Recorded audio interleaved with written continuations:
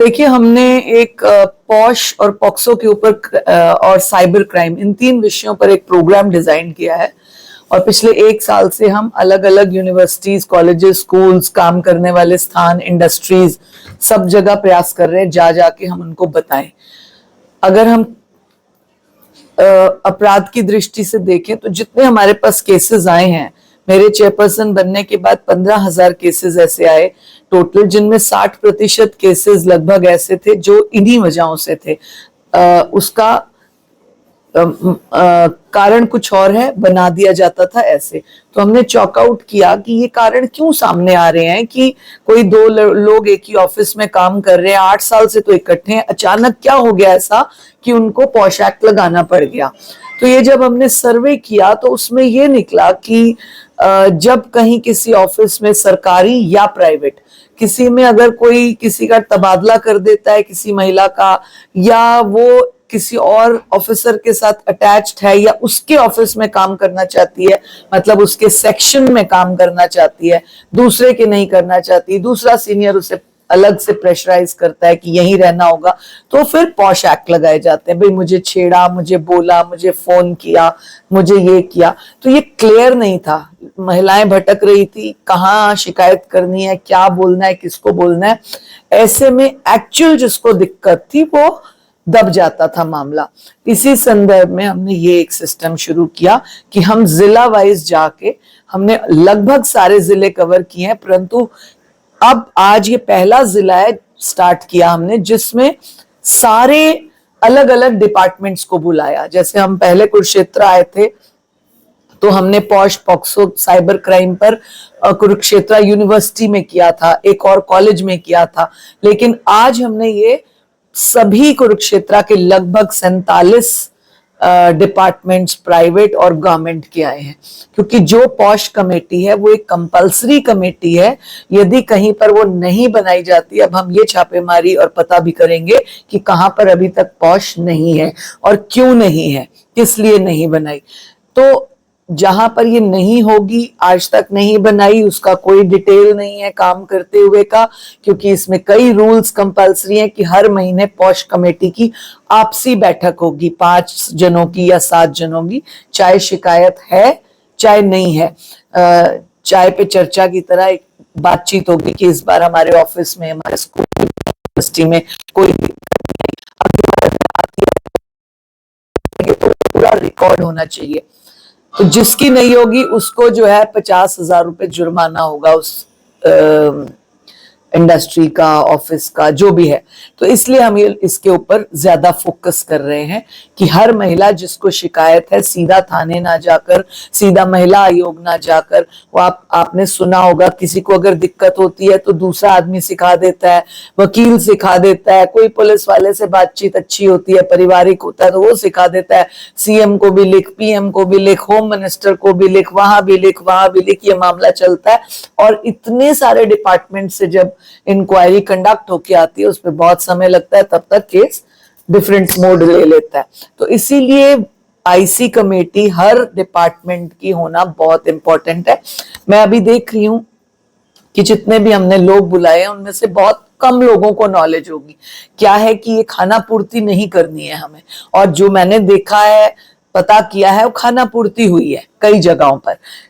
पता ही नहीं है कि पॉश एक्ट क्या है, किस कानून के तहत आता है, आज बीएनएस में चेंज हो गए हैं, लॉ क्या है उसका, यही नहीं पता कि कितने मेंबर हों, आउटर मेंबर कौन होना चाहिए। किसी भी मासी, मामी, चाची को नहीं बना सकते हम आउटर मेंबर, प्रॉपर एक एडवोकेट होना चाहिए, किसी एनजीओ का बंदा, जिस महिला जिसने 5 साल तक लगातार एनजीओ में काम किया हो। तो ऐसे कई कानून है जो नहीं पता, तो ये हम प्रॉपर वेरीफाई कर रहे हैं कि हो। आज कुरुक्षेत्र धर्म नगरी से हमने स्टार्ट किया है, कृष्ण की नगरी से, और मैं उम्मीद करती हूँ कि आगे ये कार्यक्रम हमारा, ये हमारा सेमिनार सेशन बहुत अच्छा जाएगा और क्राइम पर काबू इन द प्लेस लग जाएगा। अगर एक महिला कोई प्रताड़ित है, आपको पिछले दिनों याद हो एक स्कूल में, मुझे जिला ध्यान नहीं आ रहा, एक स्कूल में इस तरह से हुआ था, वो बच्चों को मेंढक बनाया गया, बच्चों को ये बनाया गया, तो कोई कंप्लेंट नहीं थी स्कूल में, पेरेंट्स किसको जाके पूछे कहाँ, तो ऐसे कई जगहों पर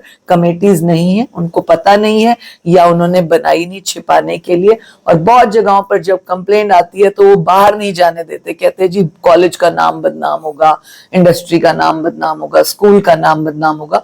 तो वो औरत एक घुमन घेरे में घूमती रहती है। क्राइम पर लगाम लगे, crime with in the premises खत्म हो जाए, महिला को सेटिस्फैक्शन वहीं पर मिल जाए, न्याय हो जाए, ये हमारा महिला आयोग का मोटो है। मैम अभी हाल ही में एक कंप्लेंट थी कुरुक्षेत्र की, CWC मेंबर हैं एक, उन्होंने चाइल्ड जेजे एक्ट का उल्लंघन किया और बच्चे की जो काउंसलिंग थी वो एक होटल में की गई और वो एडमिट भी करते हैं उस चीज को कि हाँ हमने करी है और पर्दे कर लिए थे, लेकिन बच्चे को तो होटल में ले जाया गया मैम एकदम से रेस्क्यू करके। इसके ऊपर चर्चा चली है, चाइल्ड राइट्स वाले इसको देख रहे हैं और हमारे साथ भी उसके पेरेंट्स अगर बातचीत करेंगे तो हम उनके साथ बैठ के। हम 1 मिनट और लेंगे। उन्होंने ये कह दिया मेंबर ने कि पेरेंट्स की तरफ से कोई कंप्लेंट नहीं है, लेकिन जो पेरेंट्स ही उनकी चाइल्ड मैरिज करवा रहे थे तो वो तो कंप्लेंट करेंगे ही मैम। ये मेरे को उस ऑफिसर ने पूरी डिटेल बताई है, मैं अभी इसके ऊपर वर्क कर रही हूँ, मैं इसका जवाब दूंगी। जैसे अभी LNJP के अंदर जो केस आया था वहाँ कुछ कंडीशन ऐसी भी आज देखी गई है लगातार कि जो इंटर्न है या फीमेल स्टाफ है उनको 2 बजे के बाद बुलाया जाता है या बिठा के रखा जाता है। मेरी DG हेल्थ से बहुत डिटेल में इस पर चर्चा हुई, कल भी हमारी फोन पर बात हुई और मैं बहुत ही जल्द इस पूरे विषय पर बैठने वाली हूँ।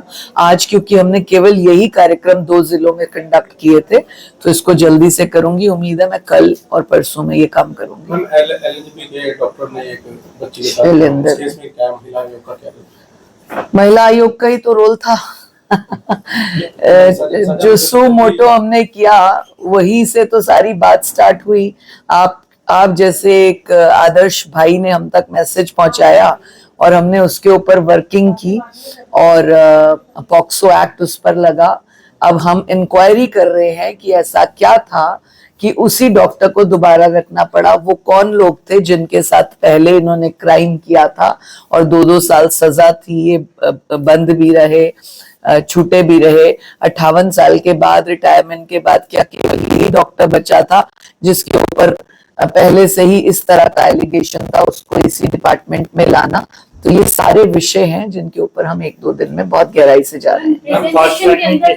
प्रेजेंटेशन के अंदर 3 लाइट्स के बारे में जिक्र किया गया, तो तमाम महिलाओं के लिए क्या संदेश है? एक्चुअली ये लाइट्स जो है ना, रेड, ग्रीन और येलो लाइट, ये हमने इजी आइडेंटिफाई करना है। जैसे हम सब ड्राइविंग करते रोड पर होते हैं और छोटे से बच्चे को भी स्कूल में पढ़ाया जाता है, green means go, yellow means wait, get ready और रेड मीन्स डेंजर। तो ये हमने महिलाओं को कितनी भाषा में डेंजर है, कितनी भाषा में अलर्ट हो जाना चाहिए और कब उसको गो थ्रू हो जाना चाहिए कि बात ही अगर उसने कर दिया तो बिल्कुल निकल जाओ उस मामले से। ये हमने इजी आइडेंटिफिकेशन के लिए ये फॉर्मूला बनाया है ताकि हर एक को, आम खास को बहुत आराम से समझ आ जाए। मैम डॉक्टर शैलेंद्र वाला केस था, माननीय अदालत में क्या अपील करेंगे? आयोग भी फास्ट ट्रैक में केस चलेगा? नहीं, हम उसको जल्द सजा दिलाएंगे।